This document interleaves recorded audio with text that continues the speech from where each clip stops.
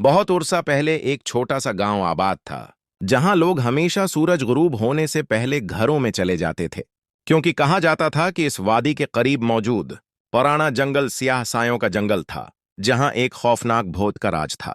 कोई नहीं जानता था कि ये भूत कौन था या उसकी हकीकत क्या थी, मगर जो भी इस जंगल में गया वो कभी वापस ना आया। गांव के लोग रोजाना इस भूत के खौफ में रहते थे, मगर एक रात सब कुछ बदल गया। चांदनी रात में जंगल की समझ से एक रोशनी सी चमकी और एक प्रासरार आवाज हुआ में गूंज उठी। अगली सुबह गांव वालों ने एक खूबसूरत मगर उदास आंखों वाली परी को जंगल के किनारे पाया। उसका लिबास चांदनी की मानंद सफेद था और उसके हाथ में एक छोटा सा नीला पत्थर था।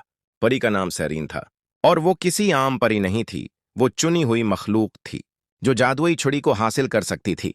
उसने गांव के सबसे बुजुर्ग शख्स से कहा, मुझे सियासायों के जंगल में जाना होगा, क्योंकि मैं ही वो वाहिद हस्ती हूं जो इस छुड़ी को ढूंढ सकती है और इस मनहूस भूत को खत्म कर सकती है। परी के अल्फाज सुनकर गांव के कुछ बहादुर नौजवानों ने उसके साथ जाने की पेशकश की, मगर सीरीन ने उन्हें रोका।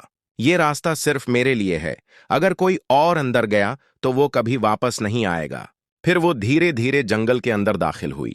जैसे ही वो पहली झाड़ी के पार गई, परिंदे एकदम खामोश हो गए और फजा में मौत की सी वहशत छा गई।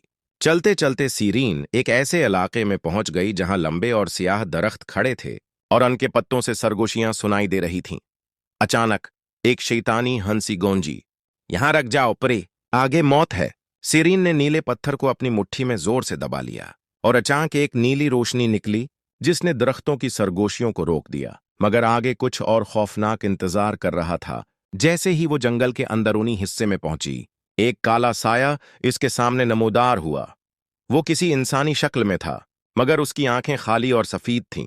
वो साया बोला, अगर जादुई छुड़ी चाहिए तो पहले मेरे सवाल का जवाब दो। परी ने हिम्मत से कहा, पूछो। साया हंसा और बोला, अगर रोशनी सबसे ज्यादा ताकतूर है तो तारीकी क्यों कभी खत्म नहीं होती?